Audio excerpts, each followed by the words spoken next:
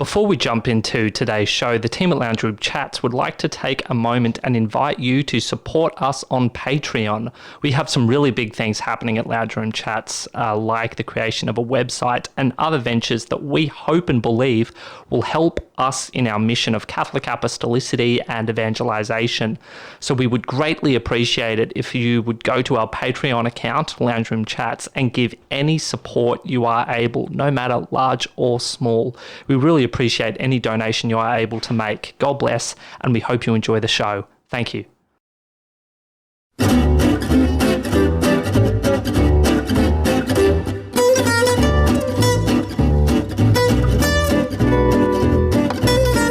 Tim Erbacher, thank you so much for joining me in the lounge room. Really appreciate you making the journey out this far. How are you this evening? Good, thanks, Tom. Thanks for having me. Well, my absolute pleasure. And I thought it would be a good opportunity, as we always do, to start at the very, very beginning. So correct me where I'm wrong. You are from Toowoomba. I am, yep. Grew up on a farm. I did. What was it like growing up on a farm? Oh, look, it was good. It was 80 acres, so, we could have a lot of fun, from shooting and riding bikes up and down the road with not many cars around. Yeah, just overall, it was good fun. Animals? Yeah, we had cattle, chooks. That was about it. Yeah. Commercial angle, or is it? No, more of a hobby farm. More of a hobby farm. Yeah, Dad grew a bit of barley and that sort of thing, but, more just to feed the cattle. So, every now and again he sold it, but, And pretty big family, I gather? So 12 kids? Yeah, 12 kids. I'm number 3. Number 3. So take us through it. Take us through the dynamic. What was it like growing up with one of 12 kids? Look, it's always fun, as I'm sure you know. I can speak to being number 3 in 7. But that's quite a few shy of 12. Yeah, I guess as it gets bigger, some of us start leaving and, people go off to uni. So I guess once you get that sort of size, we become less connected with the younger ones. So, yeah. I mean, I'd left home, I think, for the last 2 of the children. So, yeah. Yep. I guess from that point of view, we're not as connected, but overall we're generally always there for Christmas and Easter and all the rest of it.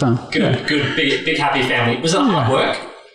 Because I heard somebody say recently that farmers make the best workers, and I think there's probably pretty good reason for that, for there to be quite some truth to that. Yeah, generally on the land, life is hard, but a hobby farm's not all of that, so it's a hobby. Dad was certainly working a full-time job. He spent a fair bit of time on the tractor after hours, so it was probably more hard work for him than us kids, but Okay, fast forward a number of years, we're sort of just going a little bit all over the shop here just to paint a picture. But you became an engineer. So did you always want to be an engineer? Like from growing up on a farm to becoming an engineer, how did that happen? Yeah, look, there was certainly a connection there, I think. I was always messing around with engines and playing around at home with different things, so fixing things and helping Dad with different things. So I was certainly interested in on all of that sort of thing. And then I guess when I was 15, I started working at a local fabrication shop. And fabrication sounds like the lines. Well, it could be. No. So they fabricated farming implements and that sort of thing. So I think at that point I started realising I was more interested in the design aspect of things, and so I sort of chose that path towards engineering. So. Okay, and that's not what you're doing at the moment. What are you doing at the moment? No, so I'm managing the supply chain for a fertilizer company. So okay. And you've told me prior to us recording that in our family we love wine. Yes. And you provide chemical fertilizer to a lot of the pretty prominent wineries in Australia, whether New South Wales, South Australia. Yeah, so De Bortley and McWilliams and Casellas, all of those are customers of ours. So cool. So and not just wine grapes, but bananas and cotton and wheat and barley and all sorts of things. So pretty much everything we eat is fed with fertilizer. So who would have thunk it? That's Who would have thunk it? You're married with 2 beautiful kids. I am, yes. So married. What is it now? 5 years. Wow, time flies. Over 5 years. I think I can remember a day when you weren't married. Yeah, there was a time. Yeah. Okay, so tell us that story quickly. So I moved to Moree down in regional New South Wales in 2010, and I spent close to 5 years there. Probably on the 4th year or so, I met my wife at some country races there. So.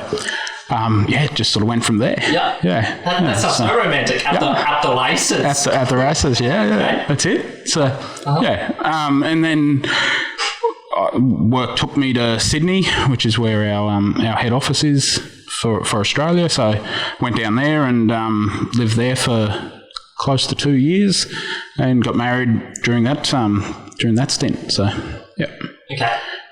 And she is from China. She's from China, And has that given you opportunity to travel abroad? Yeah, it certainly has. So I've been to China, I think 3 or 4 times now. I've never been, so you're going to quickly tell me. I travel vicariously through all my guests. So. Yeah, look, it's different. It's good though. Like a lot of people get worried about the food and that sort of thing.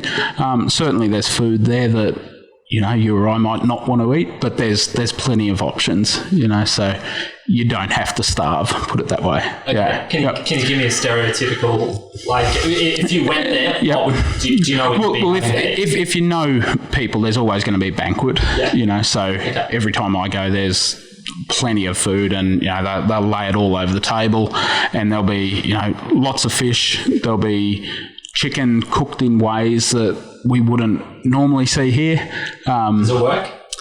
Yeah, can do. Yeah, absolutely. But there's little things. They'll leave the head on the plate and that sort of thing. So little things that might turn Western people off is there. You don't know what you're eating. Yeah, that's right. I used to, when I was down at uni, I lived in a share house, and there were a couple of Chinese people in the share house. Lady who was almost like my mother when I was down there. My family never actually met her. Yeah, right. She was just this wonderful woman, and there was something called, I think it was called a hot pot. Yep.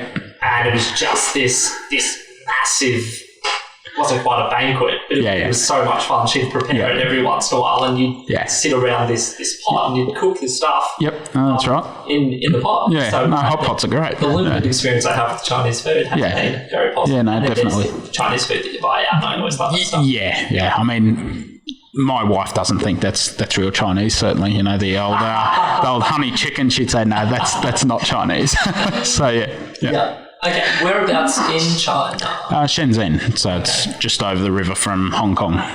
Yeah. All right. Yeah, in the south. Yep. And can you describe it geographically? Yeah, so it's in the south of China, so it's very warm. Okay. They eat a lot of rice. So I guess one of the things I found out about China is it's very diverse in the food and that, and that's largely because of the climate. So in the north they grow a lot of rice, a lot of wheat, and in the south a lot of rice. So and that dictates what they eat a lot. So there's a lot more rice and rice noodles in the south, and then there's a lot more wheat-based sort of pastries and wheat-based noodles in the north. So little things like that I found out. And then as you go, east and west, there's differences as well. As you get closer towards, the Middle East and that, you get more spices, and it becomes closer to that. As you go the other way, it's probably more closer to Thai and Vietnamese type of food. So, there's kind of like this large spectrum when it comes to food. Okay. Yeah. And what was Sherry doing when you met her? So she's a pharmacist. Right. Yeah. So she was in one of the pharmacies in Moree. So, yeah. Crazy. And you met at the races? At the races. And the rest is history. That's it. Yeah. 2 kids later. Yeah, that's it. How's fatherhood? It's good. Yeah. No, I enjoy it. I guess the oldest has got cerebral palsy, so that's certainly been a bit of a challenge. But it's still great. Love them to death. They're good fun. Just lots of smiles and lots of fun. And I think it's little things that get you. To me, every morning when I leave for work, the 2-year-old just cries because Dad's leaving. It's little things like that. Just get you. So and then you come home and it's ask the wife, and it might have been a rough day or it might not have been, but he's as happy as Larry, and just can't wait to see you. So it's good. Beautiful. Yeah. All right, let's go back to the very beginning to tap into some of the Catholic issues that underpin this podcast. Yep. So, cradle Catholic. Yes. Catholic roots. I think there's a bit of Irish heritage. In your there is. Yeah, Irish and German. Okay, how much can you tell me about that? Just historically, that would be interesting to hear. Look, I mean, we've got a pretty good family tree in the background. It's well documented. Certainly on the Irish side, it's all Catholic all the way through. Yeah. And I've done a bit of digging on the German side as well, and it's pretty solidly Catholic all the way through as well. So we've Lutherans. Well, look, one of them, I think it was my great-grandfather by 4, perhaps. He married a Lutheran, and all the kids remained Catholic, though. So, it was interesting. But, apart from that, and certainly on certain branches, they have branched out as they married Church of England or Lutheran, and that there certainly is Erbachers out there that are not Catholic, but in our direct line, it seems to be Catholic pretty much all the way through, yeah. Okay. I mean, that's, I think, something that needs to be thought about. We all think about, well, us cradle Catholics at least, we think, we get it from our parents, but, it certainly we do, and I thank Mum and Dad for that, but, we also have to think further up. They got it from their parents, and they got it from their parents, and on it goes. So, the gene... I don't know whether it's a gene, but that thing that leads you to making certain decisions in one way as opposed to another way. I mean, if you're looking at your family tree, yep. I would assume you'd see people making tough decisions, not just one generation ago, but a consistent theme of trying to preserve Catholicism. Yeah, I guess so. Yeah, and I don't know. I'm sort of musing on that. Yeah, I mean, I don't know much about that side of it. Certainly with the German side, but you can only imagine that at some point they lived through that Protestant Reformation. So we might have it tough at the moment, but certainly people have been through tough times before as well and been challenged. So You've got both sides of the heritage. The Irish didn't have it too good. No, that's right. Gee, so there's good stock. Yeah. So your personal story. So growing up, cradle Catholic, family environment. Can you talk to that? What was that like? I mean, we were all of my living memory, we've been traditional Catholics. Certainly Mum's father, I think, was very crucial in that stage, probably similar to your grandfather, between those two. I think they were pretty solid in the Queensland traditional Catholic community. So I think that must have been a major stepping point in the mid 80s or thereabouts. I remember going to mass at someone's house in Toowoomba was one of my earliest memories, and I think I could very well be wrong, but I think it was Father Buckley said that mass. So at some point there was those options starting to open up as the SSPX came and started building up here and that. So if I can ask, was that something? So were you sort of born into that environment, or were you aware of what happened before that? Or no. So well, this is all. Yeah, your first taste of it. Well, I guess that's my first taste of mass that I remember was in someone's home. Yeah. But of course, that didn't feel unusual out of the. No. So. but I do. There was a couple of other early memories. There was certainly one at school, just as I made my first Holy Communion, which I did here in Brisbane at Oxley. I remember going to school because we were going to public school at the time, and in one of my RE classes, I told my RE teacher that I'd made my first Holy Communion over the weekend. And she's like, "Oh, okay, whereabouts?" And I said, "Our Lady of Lourdes in Brisbane." And I just remember this absolutely confused look coming from her. She just could not understand why I went to Brisbane for my first Holy Communion. She's like, "Are you sure it wasn't Our Lady of Lourdes in Toowoomba?" It's like, no, we went to Brisbane. It's like, to me, this was completely normal. We drive an hour and a half. We drive an hour and a half to go to Mass. It's like, that was a dumb thing. And, we were getting Mass probably at that point, maybe in Toowoomba once or twice a month. Yeah. And we certainly weren't coming to Brisbane every Sunday, but every other Sunday we were, trying to get to Mass in Oxley. So it was certainly not unusual to us. So there was certainly that memory that I have. And another one I have is with my father's parents, not my grandparents. I remember they went through a stage where they just did not socialise with us. They used to come and visit, and then at some point they stopped visiting. And I remember hearing adults talk and whatnot. I was just a kid, but we were getting referred to as the black Catholics of the family. So we'd been excommunicated and all that sort of thing that was happening in the late 80s and early 90s. So apart from those two memories, though, no, everything just seemed normal. Right. So there was the Erbacher wider family, you could say, was Catholic. Yeah. And there would have been, so there was a divide between the traditional and the... Yeah, so on Mum's side, they were all pretty much traditional Catholics, and on Dad's side, all Novus Ordo, so, yeah. Okay. And do you have much to do with the Novus Ordo? No, not anymore. No, I remember times where we used to do Christmas and that with the cousins, but, not so much anymore. Everyone sort of lost touch and that, so, yeah. I mean, if I saw some of them on the street, I'd recognise them and say hi. We're not that distant, but right. It's not like I pick up the phone every Christmas and have a yarn. So, but it's interesting because you do hear a consistent story of that back then what happened, and it caused ruptures. Yeah.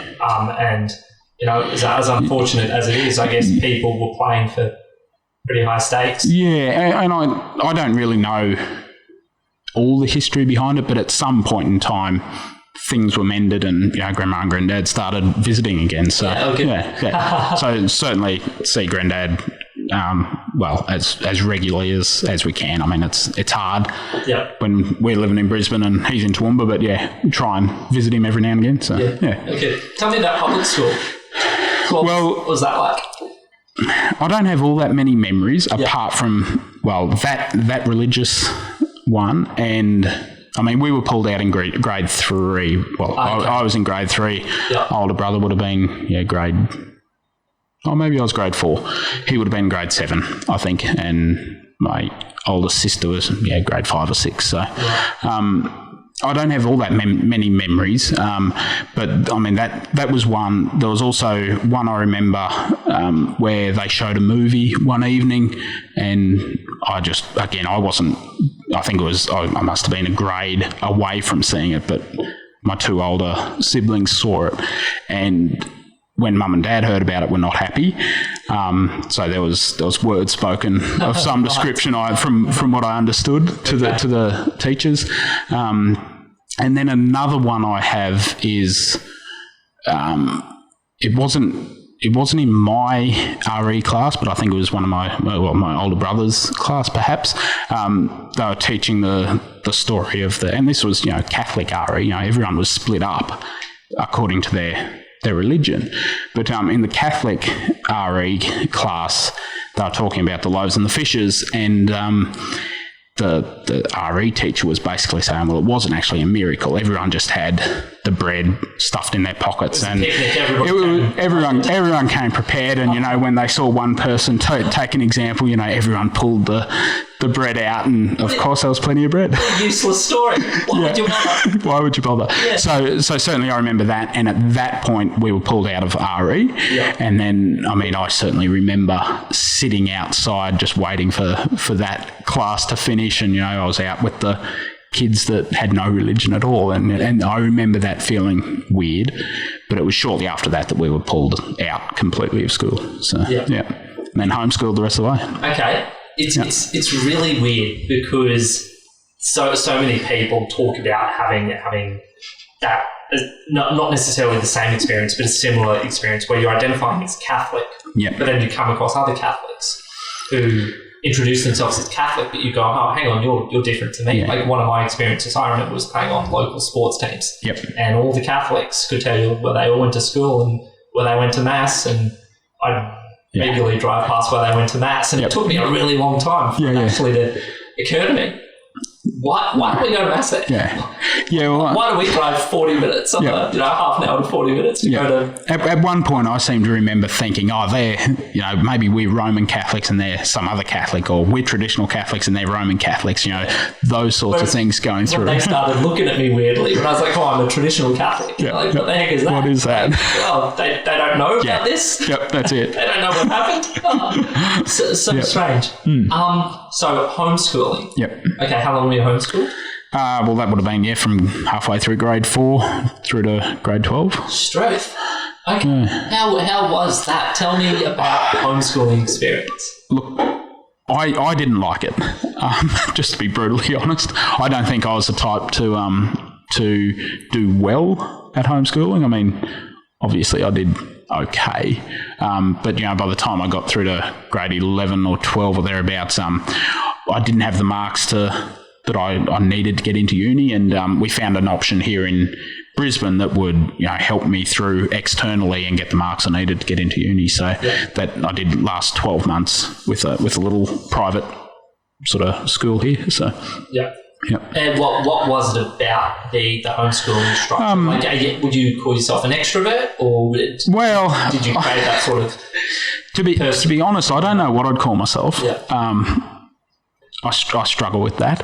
At times I seem to be introverted, and other times extroverted. I think I certainly crave the social aspect of it, but I also don't think I was very well disciplined with study.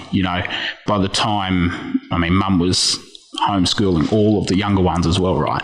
We got to a certain age where Mum expected us to do what we were supposed to do, right? Rightly so.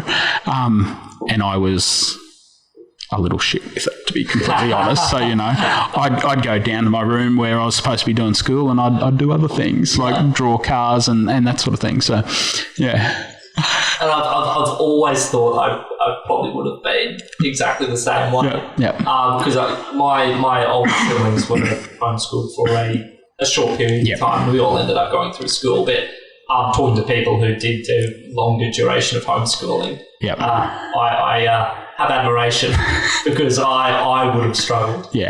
So what was the decision to homeschool? Was it just based on the lack of the quality education you were getting, or was it the danger to the faith? I think it was the danger to the faith. There was certainly an aspect of the quality in the state system. There was no doubt about that. I remember discussions again with mum and dad, hearing them, that we weren't getting taught times tables and little things like that. I remember picking up, but I think it was, when the decision came, it was more about danger to the faith. As I said, the example with a bad movie being shown, and I wouldn't even know what the movie was or how bad it was, but that and the false teachings that we were clearly getting through RE, that was probably just the last straws for him. So, Okay. So... No, I was just going to say, and I think at the same time we weren't alone. It started to be a movement within the circles that, we were going around in, with, other people going to SSPX masses and that sort of thing. So, Okay. So you graduated from homeschool? Yeah. You came down to Brisbane? Yep, came down to Brisbane. Like I said, finished off that grade 12 certificate and then got into UQ doing engineering. So, How long were you at UQ?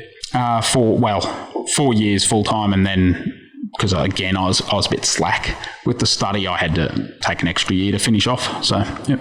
And mechanical engineering the whole time. Yeah. So I started engineering and finished it. So it's somewhat unusual in the engineering circles, I hear. It is, because I know one engineer very well, my older brother, who I think he dabbled in a number of different engineering disciplines. The one he started in, I don't think he would have. Maybe I'll flip it. The one he ended in, he wouldn't have dreamed he was ending. No. When he started it. That's it. Yeah. And I think generally, they used to say that 50% of the people that went into year one didn't go into year two, and 50% of them didn't go into year three. Right. And so, it was a tough course. Yeah, there's no doubt about it. And when, just out of interest, when you jumped into mechanical, so was it planes, was it trucks, was it machinery? Like, what was the tinkering? Yeah, look, it was a number of things. I had a wide range of interests with engines and farm machinery and all that sort of thing. And so it was certainly mechanical was the only one that fit there.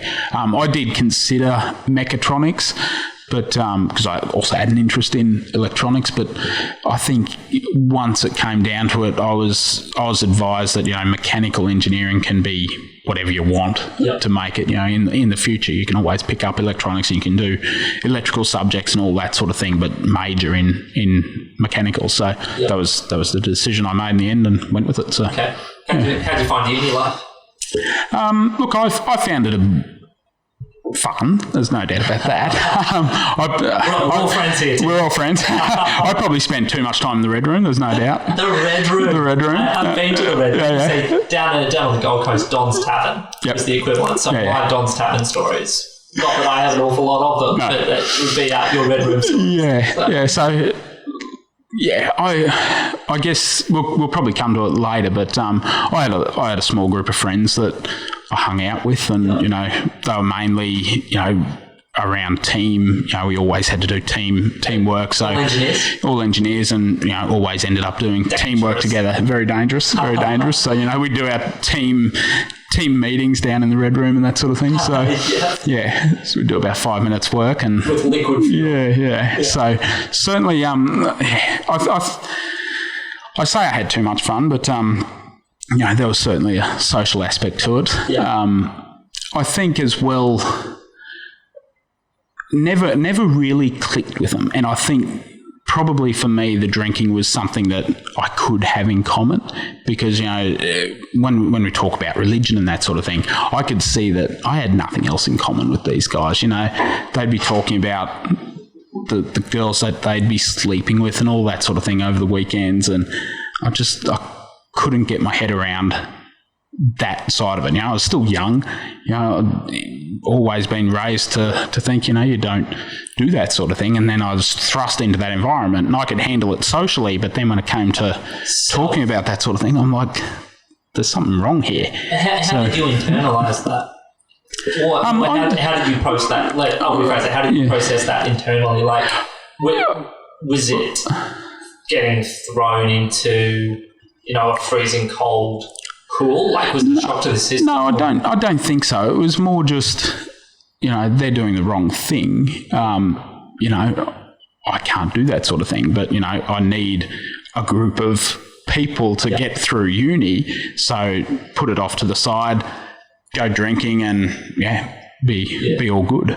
Yeah. So, but there were certainly other challenges around having friends like that as well. I guess from, doing assignments and that sort of thing, they were always probably, well, maybe I shouldn't even say it, but plagiarism is rank in uni, right? And I just refused. Well, I mean, to me, I was just saying, no, I'm going to do this assignment by myself. It's due. And they're all shoving these things under my face. Here, just copy this. Come down to the Red Room, mate. It'll take you 5 minutes to copy it. And I'm like, no, I can't do it. Yeah. Go away. Let me sit down for 2 hours and get it done. Yeah. And there was that sort of thing going on. But it's an interesting thing to talk about, because I think that's something that a lot of young, especially young Catholic males, would confront on a regular basis and struggle with, because we're a social species. We need friends. We crave friends. And I guess from my personal experience, like I definitely through school and uni, if you are a traditional Catholic, you are most likely to be a lone wolf. Right. A lone something. Wolf is quite ugly. A lone person. I was quite blessed because I had a number of very good friends over the years that I've kept. I think they were just decent people. We had very, very different worldviews. And I'd say different moral compasses. But that didn't stop us from having interesting conversations, exchanging views and remaining friends for very long periods of time. But I think I was quite fortunate in that regard. Not everybody is. And so it's very, very difficult when you come to these collisions. And it's quite I think you could describe it as a violent collision, because when you come from a traditional Catholic background, and when we talk about traditional, let's remove the capital T. Just tradition in terms of it's Catholic. It's what Catholic has always been. It's taking the Catholic faith and treating it as something that we actually believe in. And when you adopt that worldview, that mentality, and you go out into the world that we live in, you are in a foreign place. Absolutely. And so I I don't know where I'm going with this. I'm just well, I mean, certainly some of those mates that I had in uni, I guess to touch on 2 points, I haven't remained friends with them after uni. We all graduated and went our different ways. But the other point I would have made is that at least two of them came from not traditional Catholic families, right? And they went to Catholic schools and all of that. So to touch on a point we were talking about, before we went live, it's no surprise that those people apostatized, right? They saw no value in having this religion that they had because there was nothing in it. And they came to uni and they just went wild and just completely lost it. So if I can just dig on that point, what sort of insights did you gain into their Catholicism? Well, I mean, certainly they knew what Mass was. And they were Catholics, right? They lived in boarding Catholic schools, so no doubt they had to go to Mass and all of that sort of thing. So there was no... To them, they knew what modern Catholicism was, but I think living in culture and living in that culture, some of the insights I did gain were that they even knew that pedophilia was rife in that school or that parish or whatever. So I remember discussions with different people, and not just at uni but also at work, that have come from that type of environment. They're like, well, that's clearly not right. I'm not going to be a part of it. And you and I can agree with the premise, that's not right, but our conclusion is completely different. That's not Catholic, right? What we're doing is Catholic, that's not. So, but I think when I was at uni, I hadn't really come to that sort of understanding of the whole thing. Okay. Let's carry on with the story. So you've graduated from UQ. Became an engineer. Worked as an engineer for... must have been 3 years or so. Travelled the world. Oh, no, just I went back to Toowoomba. And worked... Well, I worked in the oil and gas industry for a little bit, and then around 2009 it started going belly up. So I moved back into the ag industry. So I was at the company there in the ag industry for 9 months, I think it was, and got very bored with designing farm machinery. It was exciting, the first plough you sort of design, and then after that they're all much the same, different widths. So I got quite bored with that and decided I didn't want to do design engineering anymore. And an opportunity came up for me to take on a regional operations manager role in a little place called Moree in regional New South Wales. So there's your chemical fertiliser. Yeah, so I took the opportunity. I knew nothing about chemical fertiliser, and been learning ever since. Okay, we've brought it full circle. So let's jump back.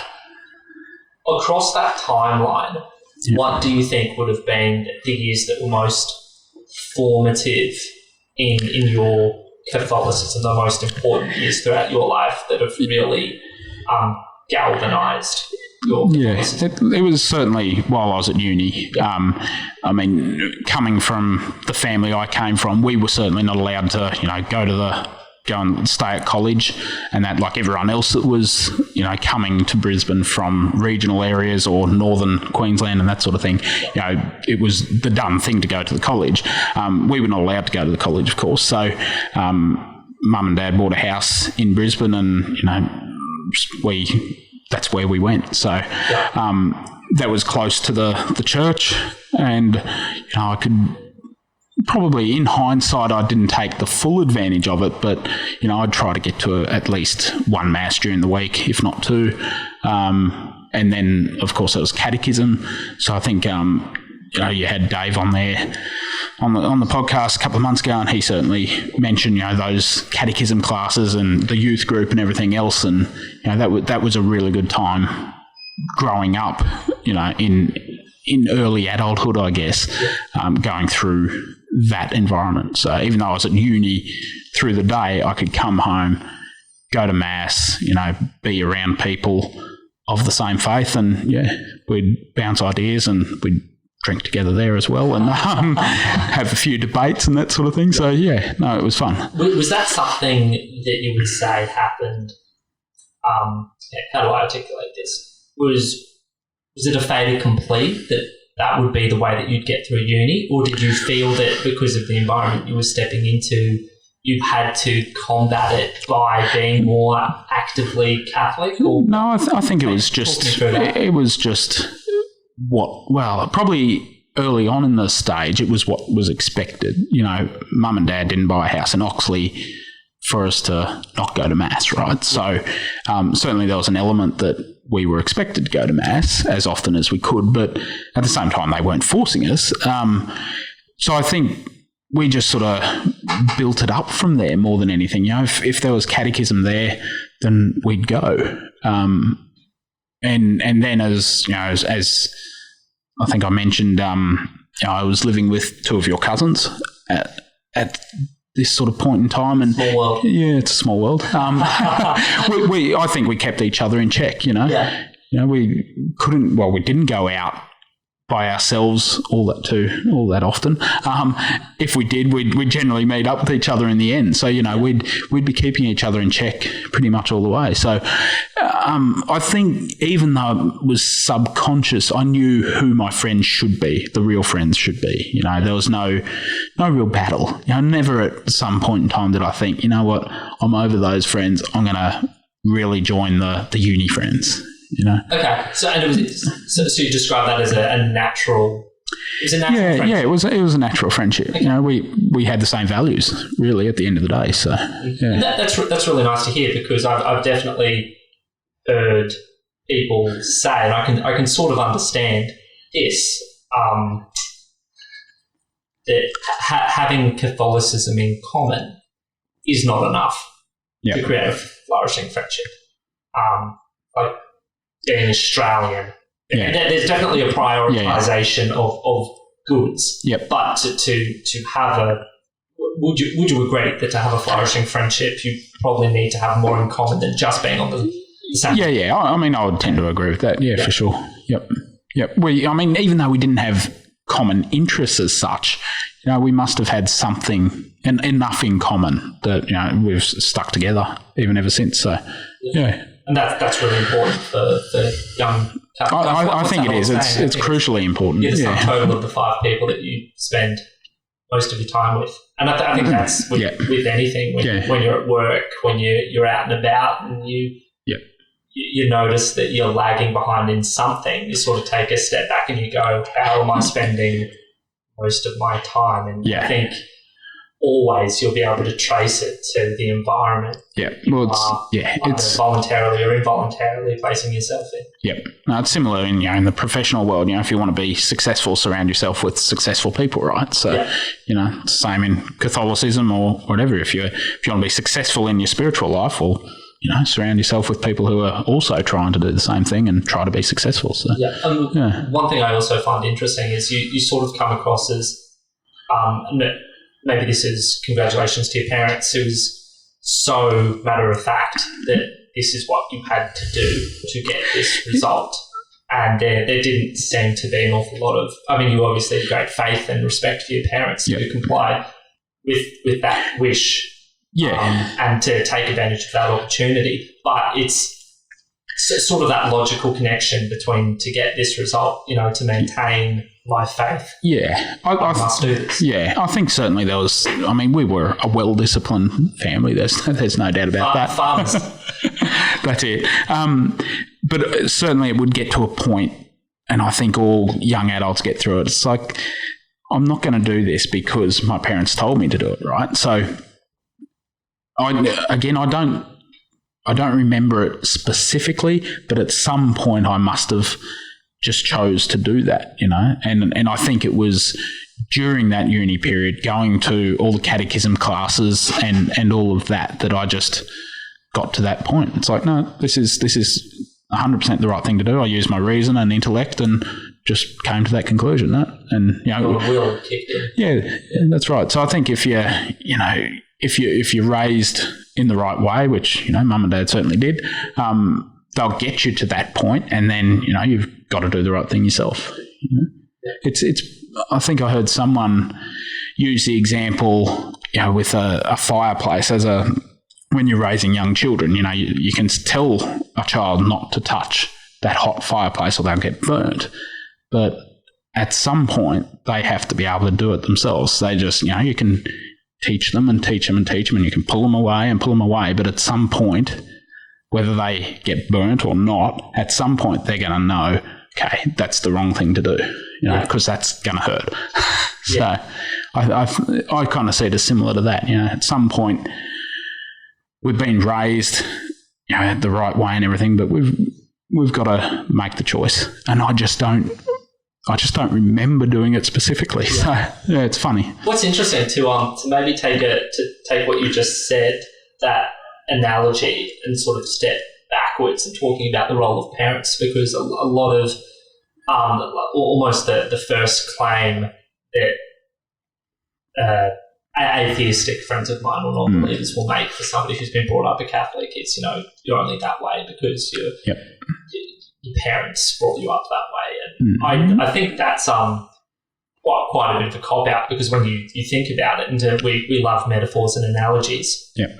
One that I learnt from a pretty early age was, you're, as a responsible parent, never going to leave it to the discretion of your child whether or not they're going to eat healthily, behave safely, because you'd be grossly negligent and be an irresponsible parent and go to jail if you let them. And so the question is, the underlying foundation that you're doing that for, is that true? And put that aside, if you believe it to be true, then the parent who is protecting his child is acting totally rationally and responsibly. But then you take it further, and that parent will one day have to step back. That's right. And he can burn himself. Yep. So on the topic of burning ourselves, what were some of the hard times? Like, have you ever struggled with your Catholicism? No, look, I don't think I have. I think I've too easy. Yeah, I've certainly struggled to get my point across when arguing with, debating with different people at uni and that sort of thing. I think at times I perhaps wasn't learned enough and trained perhaps enough in debating that I was probably coming across as just a stubborn person. And like you said, he's only that way because his parents made him that way. Yeah. And I think it got to a point where I just had to walk away from those types of discussions at uni, at least. I wasn't ready to have those discussions So there were certainly challenges around that sort of thing, but they weren't challenges that made me reconsider what I was doing. You know, I think I'd already reached that point of conviction. I was either reached that point of conviction or I was still, you know, well disciplined enough from my parents to remain with where I was. So for example, you've never internally questioned the existence of God in such a way that it would, you know, cause your faith. Look, I've questioned it intellectually, you know, and gone back a step right, you know, and gone through all of the arguments, and again just came to the same conclusion that he exists. But in terms of dark nights of the soul and those, there has still certainly been dry periods of time, right, spiritually, but no, I think they were more just a pull in the wrong direction, if you will. You know, it was not me not believing in God or not believing in the Catholic faith. It was more just the pull of the world just pulling me away that little bit, as opposed to not believing in it.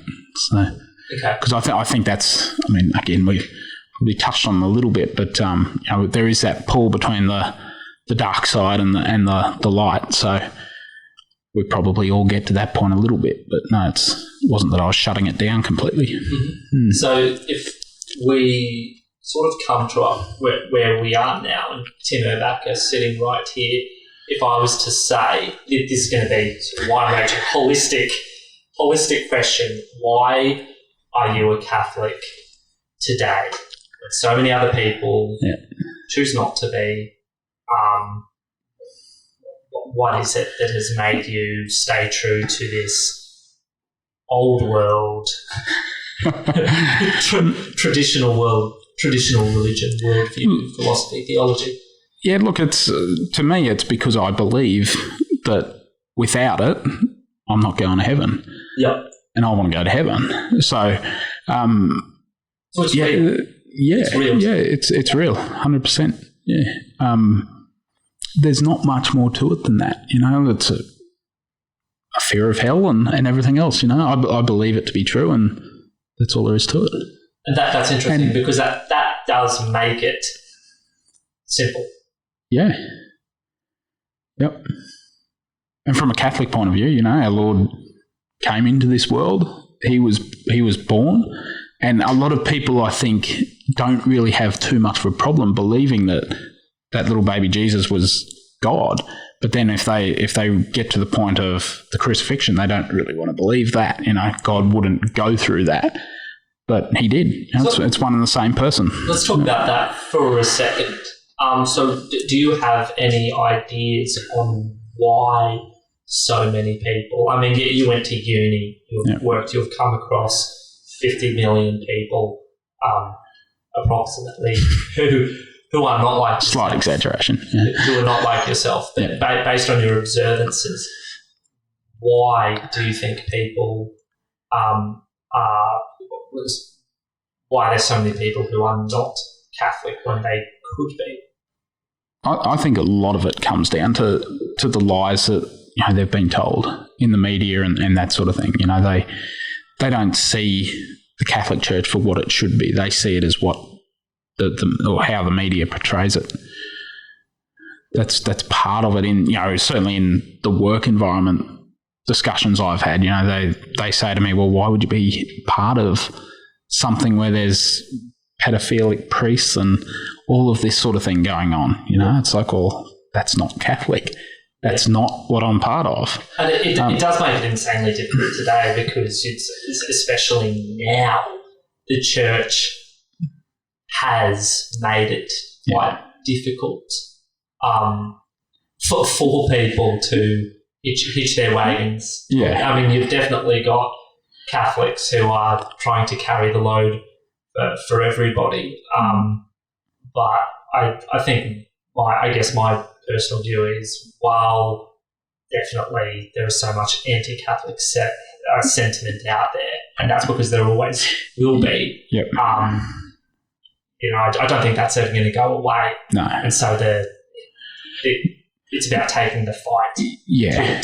But certainly as well, I mean, if you just take it back to basics, people don't believe in hell anymore, right? So what's the point in religion if there is no hell? You know, or a better place to go. To me, that's the interesting thing, because the minute you cross that line into believing it's real, it's so simple. It is as simple as you articulated it before. You know, I do this because I want to go to heaven. I believe in the four last things: death, judgment, heaven, hell, real, tangible. Therefore, I like to in a way that's consistent with that belief system.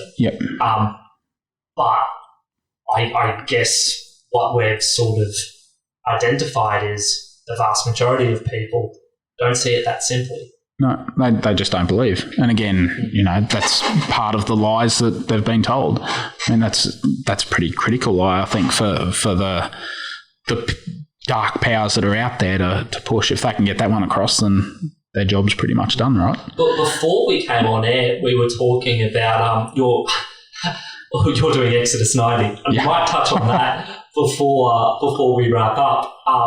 But you're doing Exodus 90. I came off for an Ignatian retreat a little while ago, and we were both talking about how pivotal silence, meditation, and reflection is in both those disciplines, Exodus 90 and the Ignatian retreats. And I wonder if the difficulty in the world today is so much. I mean, there's definitely anti-Catholic sentiment and active lies being sown that are anti-truth, but nobody has time to actually stop and consider, to critically think, and therefore people lap up the first thing. I mean, that's the main frustration about what people call that, you know, the fake news and the mainstream media, is that people are so ready to take what is slapped down in front of them as gospel truth. And it also just so happens accidentally that everything that's slapped down in front of them is consistent with the way people are wired to believe, which is anti-God, anti-hierarchy, anti-tradition. So it's definitely an uphill battle. But what they do so brilliantly, I think, is there's so much noise, white noise, distraction. And you can't think. No, that's right. You know, I think that's certainly one of the good things about doing Exodus 90. You know, we're not allowed to listen to music, we're not allowed to watch movies, we're not allowed to watch Netflix. All of that goes away, and you can start to think a little bit. So okay, it's been a while since I've just probably even discussed Exodus 90 on the show. So let's do a recap. What is Exodus 90? Oh, it's a spiritual exercise that goes for 90 days. That's focused around asceticism, fraternity, and prayer. Yep. And what are the exercises that you have to do for those? So with the prayer side, we're I guess encouraged. We're asked to do 60 minutes of silent prayer. You know, if you can't manage that, 20 minutes is good. We do an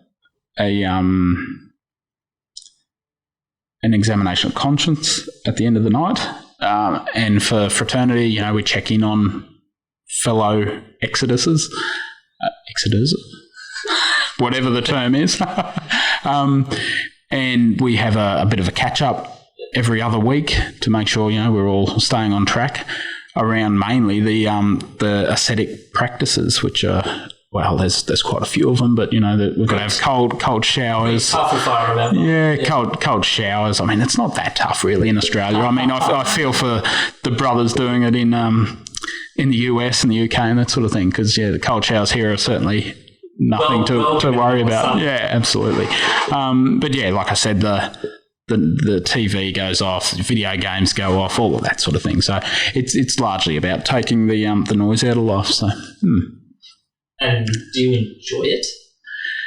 Like, look, when you finished Exodus 90 for the first time, because you've done it before, so you're a veteran at this. I wouldn't say veteran. It's pretty difficult. What were your sentiments? So when I ended it last time, I said to myself, and said it to others as well, that I'd do it again, and I'd probably try and do it every year. The second time around, I'm finding it more difficult, more so just around finding the time to get that prayer in more than anything. Yeah. You know, the ascetic practices are easy enough. Not allowed alcohol is another thing. So, yeah, there's little things like that are certainly a challenge. Here we go. So, yeah, I mean, this time I've certainly struggled in the prayer side of it. So. Do you almost feel, I just wonder if, because it's the second time you've done it, you've let your guard down a little bit. Yeah, there's probably a bit of that. I've done it before. Which actually makes it way harder. Yeah, I think there's a bit of that, certainly. So maybe next time I'll give it a year off and then go into it again. So so the question is, why the heck would you do Exodus 9? Well, it's a bit of a reset to me. You know, we all fall into bad habits and that sort of thing. I think for me personally, some people call me an alcoholic. I think I like a drink. Just a reasonable bloke. Yeah, that's it. But I think it's good to get off it for 90 days. Yeah.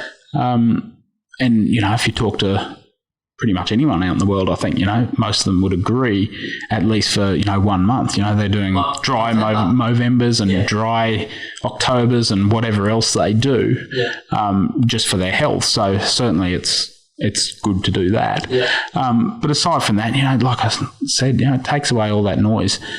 We don't need to be watching Netflix or going on Facebook every other minute of the day. And all it is a distraction. Even if it's not the standard mainstream media that we're going on, even on Facebook, if we're in certain circles, it's just filled with crap we don't need to know. Yeah, clogs the mind. Yeah, even conspiracy theories and that, just don't need to know it. Yeah. So, Okay. But I mean, that's the main reason I've done it, and it falls into Lent as well. So it probably makes Lent a bit easier if you've got some structure around it. I like to have a bit of structure around that sort of thing. So true. I remember. I'll admit I was a coward and I tapped out. I did not do Exodus 90 this year, but when I did it last year, talking about the silence and the detachment, and, refraining from going for your phone whenever you were to spare a minute. And the clarity of thought. I didn't necessarily become any smarter at my job or anything, but just the thought process and I just felt clear upstairs, to the extent that I missed the whole start of the corona thing. Yeah. The whole coronavirus. I was out at coffee with, I think maybe it was a couple of colleagues, and they were talking about this thing. And when I asked them, hey, what's this corona thing you're talking about? And what's social distancing? They would stare at me like lobsters crawling out of my ears or something. I missed it. And so when it ended and we got right back in the news, I was like, oh, gee, this is everything we've missed. Yeah. Did you struggle? How much of it were you able to maintain after the 90 days finished? Oh, look, did you try to maintain? Yeah, look, I tried to maintain. Yeah. Certainly at least the prayer side of it. I didn't do too bad until number 2 came along. So, you have a newborn come in and, it throws a spanner in the works and, kind of makes that sort of thing more difficult. You're not getting as much sleep as you were before and, it's harder to get up at the right hour to fit the prayer in and everything else. So, and that's probably been the worst part of it. So, On that note, we might jump from Exodus 90 to fatherhood. So married, 2 kids. What sort of impact has being a father had on you personally and your faith? Personally, I think it's just it's put the focus back on where it should be. I think I was a bit of a workaholic before. Maybe my wife still says I am, but I'm certainly mate. Best workers. I'm certainly working less than I was before, trying to spend more time at home with the kids. And then you start thinking about other things.